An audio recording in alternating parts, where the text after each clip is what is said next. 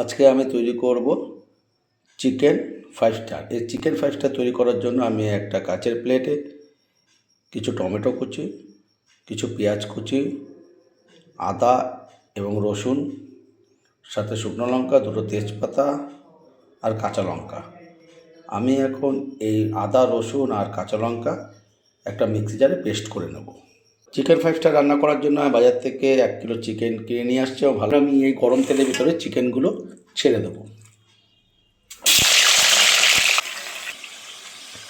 মাংস ভাজা হয়ে গেছে আমার।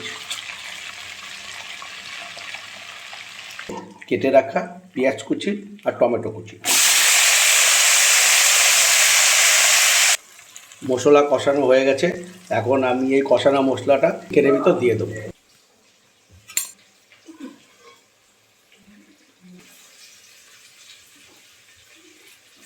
এখন আলুগুলোকে আমি ভেজে নেব।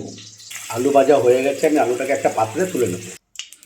তেল গরম হয়ে গেছে, তেলের ভিতরে আমি দিয়ে দেবো আদা, রসুন আর কাঁচা লঙ্কা পেস্ট। মশলা ভাজা হয়ে গেছে, এর ভিতরে আমি দিয়ে দেবো 1 চামচ হলুদ, আর দেবো 1 চামচের মতন লবণ, আর দেবো 1 চামচের মতন ধইনা আর জিরের গুঁড়ো। মশলা দিয়ে তেল বেরোনো শুরু হয়ে গেছে। এখন আমি এর ভিতর দিয়ে দেবো আদা রসুন বাটা সে জলটা। এই মশলা কষানোর মধ্যে আমি দিয়ে দেবো সামান্য পরিমাণে বিরিয়ানি মশলা,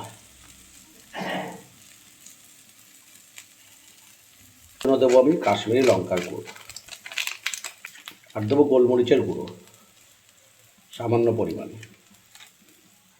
আমার মশলা কষানো কমপ্লিট। আমি এখন মাংসটাকে দিয়ে দেবো।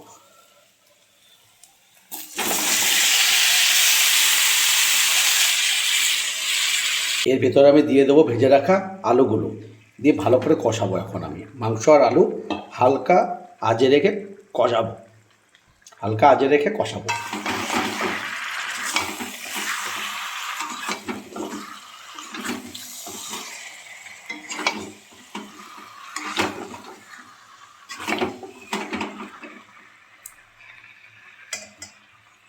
মাংস আর আলু সেদ্ধ হয়ে গেছে এবং খুব সুন্দর কষানো হয়েছে।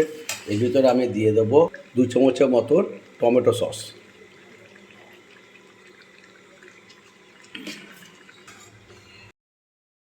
আমি এর ভিতরে সামান্য একটু জল অ্যাড করেছিলাম, আর বাদবাকি জলটা মাংসের থেকে বেরিয়েছে। Chicken 5 star complete. এখন আমি এর ভিতর দিয়ে দেবো সামান্য পরিমাণে গরম মশলা।